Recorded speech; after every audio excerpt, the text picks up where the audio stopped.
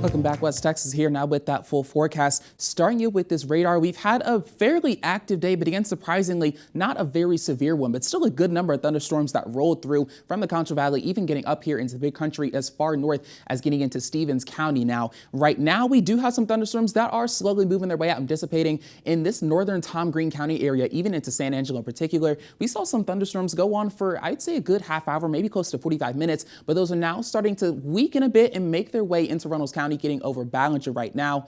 But then over further east, we've got some showers here that are making their way out of Brown County, getting towards Comanche, who saw a good amount of storms themselves. Still a couple of thunderstorms rolling through the area, even here in Eastland. This entire little cluster here of these showers and thunderstorms starting to fade and move their way out of the area. But right now we're seeing some pretty good conditions. All of these cloudy skies have helped keep our temperatures fairly low in the 70s right now. So we're a lot cooler than we are around this time. Usually 74 degrees here in San Angelo, in the 60s up here in Abilene, and really this entire corner where we've been seeing the heaviest of these rains. But as we get into tonight, we are going to see some much calmer and cooler conditions. We're falling right around average in the mid 60s. You see 64 here in San Angelo, as well as down here in Junction, seeing as high as about 66 over here in Mason, and as low as 62 in Colorado City, Big Spring, Snyder, and a couple of other cities over here as well.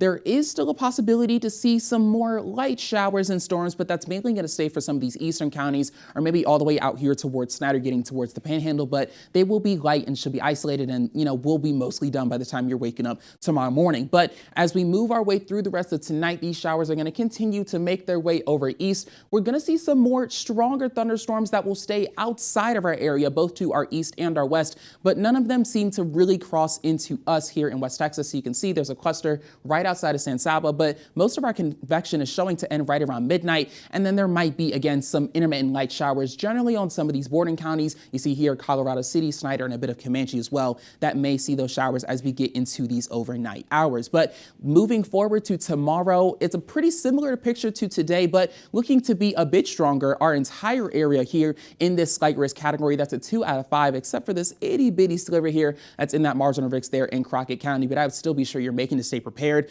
This entire system is all coming from a cold front that's going to pass through our area on Tuesday night. So you can see the entire slight risk area, the most severe part of this polygon, is centered here in Texas, getting Dallas, Waco, even into Austin and parts of Oklahoma and Louisiana a bit as well. So here's your weather pattern. This is the overall image that we're looking at. We've got this low pressure system that's sitting in the Panhandle. We've got a warm front that's about to head up to Oklahoma that we experienced today, and this cold front that we'll experience as we get later into tonight. So we'll stay calm during the day, but as Tuesday progresses, that cold front's going to get closer. We're going to get a lot of rotation here, and you see this cold front starts to make its move as we get into those evening hours. You see around 7 p.m. we see those thunderstorms start to develop. That's getting into, I'm seeing from Throckmorton, even into Taylor County, parts of Jones as well. And then up north, of course, we've got this warm front that's going to continue to make its way out, and showers are going to follow behind this front as it grows through the area. You see around 10 p.m. we could continue to see those storms then stretching from Throckmorton and went all the way down into Crockett County. That entire front and system is going to continue to make its way towards the southeast, and we should be done with those storms mostly by around 1 a.m.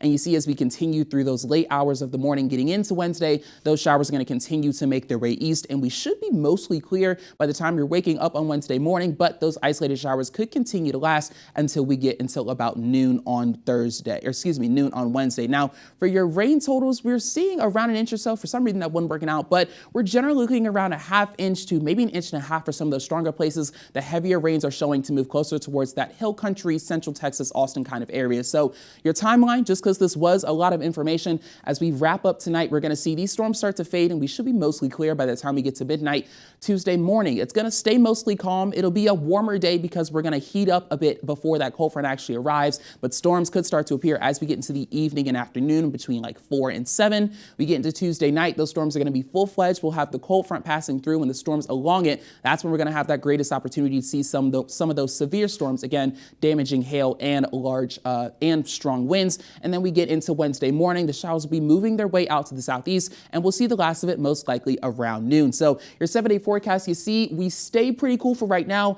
The cold streak isn't going to last as long as we had hoped it would, because as we get to Thursday and then Friday, we quickly heat up, and we could see those triple digits again as we get until the end of the week.